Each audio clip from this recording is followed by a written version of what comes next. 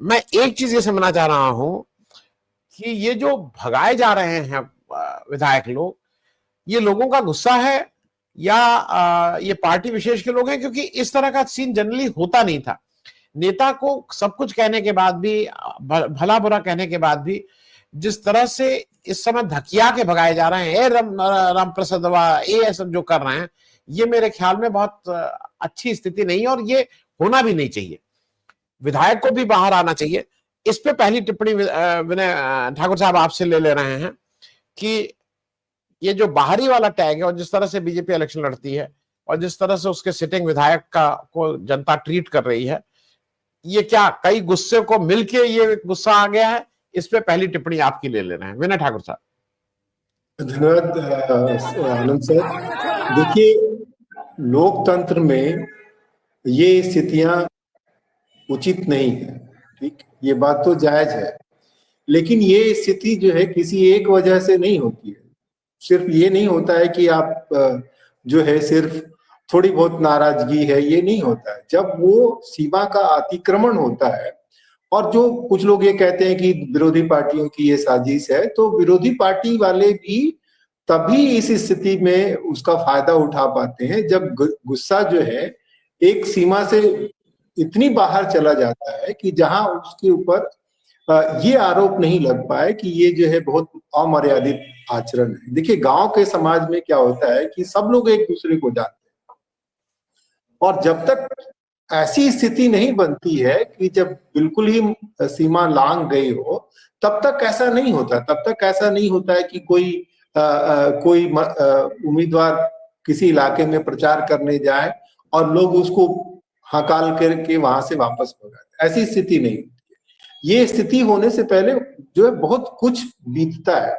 देखिए, पुराने समय की बहुत सारी घटनाएं आती हैं जब क्या होता है कि मतदाता जब एक सीमा से ज्यादा अपमानित और उपेक्षित होता है, तब वो किसी चीज की परवाह नहीं करता है। ना वो इस चीज की परवाह करता है कि लोग उसको क्या कहेंगे, ना वो इस चीज की परवाह करता है कि नेताजी के पास में सारे प्रशासनिक और कानूनी उपाय। ऐसे किस्से हैं कि कोई खास नेताजी बहुत पावरफुल थे, केंद्र में उनकी शक्ति बहुत मजबूत थी। कोई एक छोटा उनके गांव का कार्यकर्ता उनके पास मिलने गया और उन्होंने उसको अपने बंगले में घुसने नहीं दिया। अब वो जो मतदाता है वो इंतजार करता है कि जब नेताजी उसके दरवाजे पर वोट मांगने आएंगे, और तब वो कुछ भी कर सकता है। तब ऐसे वाकयात हुए हैं कि लोगों ने नेताजी के ऊपर हमला कर दिया, थप्पड़ मार दिया है, और ये याद दिलाया है कि आपने जब मुझे अपने बंगले से बाहर फेंकवा दिया था तब आपको कैसा लगा, तब मुझे कैसा लगा था, अब आपको कैसा लगा। तो देखिए, देखिए स्केल का और लेवल का बहुत फर्क पड़ता है। ये सब आम व्यवहार नहीं है। बिहार में जनता बहुत ही डेस्परेट है, और जिस तरह से राजनीतिक पार्टियों ने जनता की भागीदारी को लगातार सीमित किया है राजनीति में, ये जो है जनता के गुस्से को और हताशा को और ज्यादा बढ़ा रही है। राजनीतिक पार्टियों को ये गुमान हो गया है कि वो जो टूल्स हैं, जो बाजार के टूल्स हैं, जिसको हम पीआर एजेंसी कहते हैं, इवेंट मैनेजमेंट कहते हैं, इलेक्शन का माइक्रो मैनेजमेंट कहते हैं, उनको ये गुमान हो गया है कि इन सब चीजों के जरिए वो मतदाता को खारिज कर पाएंगे, और उनको चिंता सिर्फ और सिर्फ प्रेशर ग्रुप की करनी पड़ेगी। जो फंड देता है, जो बाकी चीजें मैनेज करता है, ये राजनीति में बड़ी खतरनाक चीज है। इस चीज को देखने के बावजूद नेता ये सुधरने को राजी नहीं। देखिए, सिर्फ ये चुनाव के मौके पे नहीं होता, ऐसा भी होता है कि चुनाव के मौके पर अगर वो अपना गुस्सा नहीं निकाल पाते हैं, तो कई बार ऐसे त्योहारों के मौके पर भी वो अपना गुस्सा निकाल देते हैं, जब आमतौर पे चुनाव का मौसम नहीं होता है, जब उनको ऐसा नहीं करना चाहिए। लोग, बिहार के एक बड़े नेता थे, अपने इलाके में बहुत मजबूत माने जाते थे, और वो बकायदा कमांडो के साथ जा रहे थे। उनकी गाड़ी रोक करके होली के मौके पे उनकी लग्जरी कार पे बकायदा कीचड़ डाला गया, उनके ऊपर कीचड़ डाला गया, और नेताजी को इस चीज का एहसास था क्योंकि उनके जो बॉडीगार्ड्स थे, उनके बॉडीगार्ड्स ने कुछ थोड़ी हरकत दिखाई तो नेताजी को रोकना पड़ा कि नहीं, कि उनको इस बात का एहसास था कि अगर ये गुस्सा अगर हम ये नहीं निकलने देंगे होली के मौके पर तो ये सब छुप जाएगा, और अगर ये गुस्सा नहीं निकला तो ये गुस्सा जब निकलेगा तो उसका बड़ा नुकसान। तो अभी ये चीजें दिखलाती है कि नेताओं के संभलने का वक्त है, बड़े नेता संभल जाएं कि जिसको ग्राउंड फीलिंग्स जो है उससे ज्यादा दूर ना जाए, अन्यथा प्रशासन के लिए भी और राजनीतिज्ञों के लिए ये बड़ी दुखद स्थिति। आनंद सर, मैं एक दो चीजें जरा विनय ठाकुर साहब आपसे जल्दी से पूछ लूं। ये बिहार के लोकल इश्यूज हैं, लेकिन मैं दो चीजें स्पेसिफिकली आपसे पूछना चाह रहा हूं। ये जो वोट पर डाका हुआ है, जैसे जब पिछली बार संविधान बदलने की बात को लेकर लोग सशंकित हो गए थे और बीजेपी के प्रति लोगों का ये था कि ये अगर 400 पार करा देंगे तो ये, और वो एक बड़ा कारण था टर्न अराउंड का।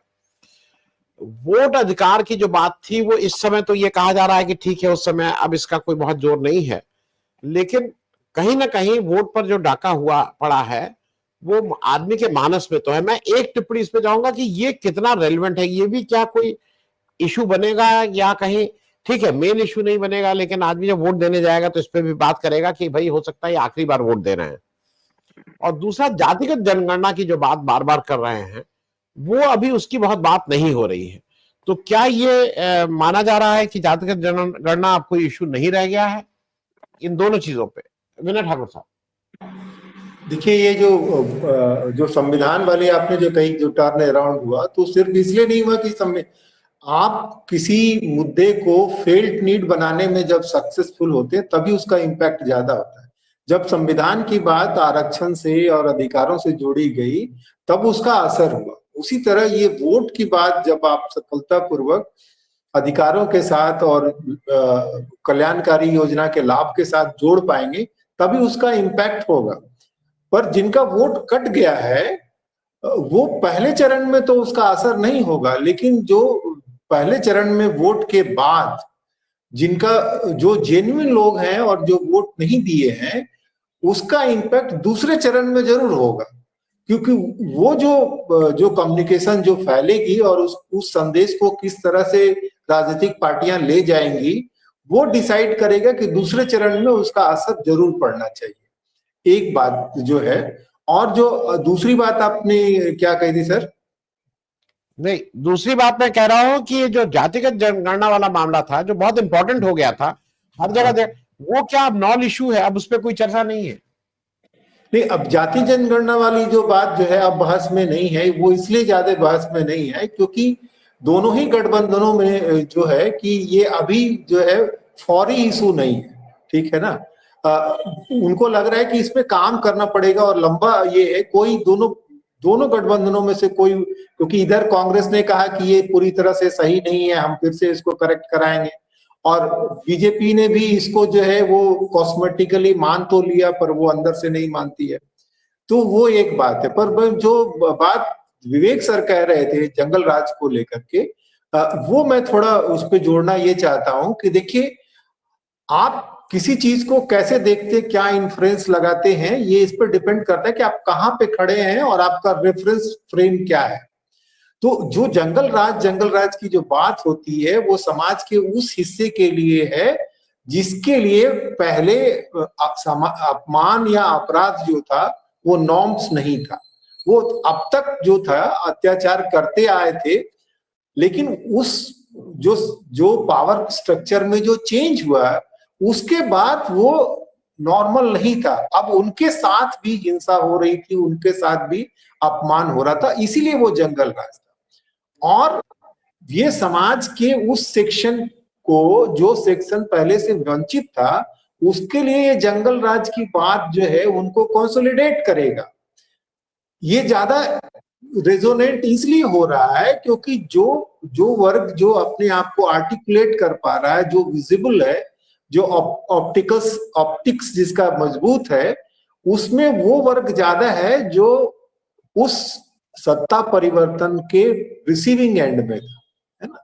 तो ये जो जंगल राज वाली, जो देखिए, जो हम शहरी लोग और जो इलीट लोग जिस हिसाब से चीजों को देखते हैं, जो दूसरी तरफ के लोग जो उसको अलग हिसाब से देखते हैं, है ना। किसी चीज को हम बिल्कुल अब जो नॉन एक्सेप्टेबल मानेंगे, उसी को दूसरे वर्ग के लोग जो है अपने सरसन का प्रतीक मान करके उसको करते हैं कई बार। तो ये देखने का, और दुनिया में कहीं भी जो सत्ता परिवर्तन हुआ है उसमें से ऐसा नहीं हुआ है कि जिसने स्टेट अपरेटस पे या पावर स्ट्रक्चर पे काबिज किया है उसमें से सारे लोग जो हैं वो डिसिप्लिन हो। वो एक बड़ा हिस्सा जो होता है वो अगर लंबा समय वो सामाजिक आंदोलन नहीं चला है तो वो कई बार ऑफशूट करते हैं। गांधी जी का चौरी चौरा इसका बहुत बड़ा एग्जाम्पल है कि गांधी जी के जो समर्थकों ने जो है थाने को जला दिया और गांधी जी को आंदोलन वापस लेना पड़ा। लेकिन यहाँ जो है यहाँ लालू यादव उसको वापस लेने की स्थिति में नहीं थे। सामाजिक जो चीजें जो थी वो चलती रही और वो नैरेटिव्स को लोगों ने बंद होने नहीं दिया। अभी जो आपने जो एक उदाहरण दिया, जो अभी जो स्थिति है उसमें एक फर्क ये है कि अभी हम न्यू मीडिया के एज में जी रहे हैं और न्यू मीडिया जिसको हम फैक्टोरल मीडिया बोलते हैं, उस मीडिया में स्टेट को ये सुविधा नहीं होती है कि वो जो नैरेटिव्स है उस पे मोनोपोली हासिल कर पाए, क्योंकि ये बहुत डिस्पर्स होता है। तो जो दूसरे लोगों के पास भी जो नैरेटिव्स में इनर ट्रैक जब आपको इजाजत नहीं होती है तो कई बार जो शक्तिशाली सत्ता संपन्न लोग जो है मात खा जाते हैं। और उसी का ये एग्जाम्पल है ये जमुना वाला जो आपने एग्जाम्पल दिया, जो ले स्पेक्टाकल जिसका नाम दिया है बौद्रिया ने, तो सत्ता में बैठे कई लोगों को ये गुमान है कि ये स्पेक्टाकल के जरिए जो है वो ओपिनियन को कंट्रोल कर पाएंगे और बड़े इवेंट्स, पॉलिटिकल इवेंट्स कंट्रोल करके, जो कि बीजेपी ने किया भी कई बार। जैसे प्रधानमंत्री जब नॉमिनेशन फाइल करने जा रहे हैं तो एक बड़ा इवेंट क्रिएट किया गया जिसमें दिखाया जा रहा है कि लोग चले आ रहे हैं, लोग गिर रहे हैं, फूल मालाएं ऊपर से लोग फेंक रहे हैं। वो जो मिथ जो था वो मिथ धीरे धीरे टूट रहा है। खास करके जो सोशल मीडिया के जो सिपाही हैं उन लोगों ने संसाधनों के बगैर जो है इनके जो बड़े महारथियों के, वो आप देखिए कि जितने बड़े बड़े नाम थे मीडिया के उन सब की बहुत मुश्किल है, क्योंकि वो एक छोटा सा कोई जो सोशल मीडिया का आदमी है वो आपको बिल्कुल खारिज कर पा रहा है, क्योंकि आपके पास ग्राउंड लेवल्स के जो है डेटा नहीं है और वो रेफरेंस नहीं है, तो आप वो मात खा रहे हैं। तो ये बिहार का इलेक्शन जो है इसलिए बहुत क्रूशियल है क्योंकि ये विपक्ष का मनोबल तय करना पड़ेगा और नेताओं को ये बात ध्यान में रखना चाहिए कि आज अगर वो हेलीकॉप्टर पे घूम रहे हैं तो इसलिए नहीं घूम रहे हैं कि वो किसी राजसी खानदान में पैदा हुए थे, इसलिए घूम रहे हैं कि एक बड़ी जो आबादी जो सत्ता से विहीन रही है उन लोगों का भरोसा आप पे रहा है।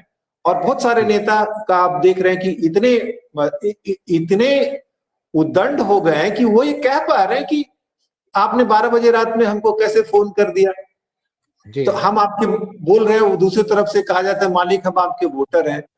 नेताजी कह रहे हैं कि तो ठीक है अगली बार हमको 4 वोट हमारे खिलाफ में दे दीजिए। तो ये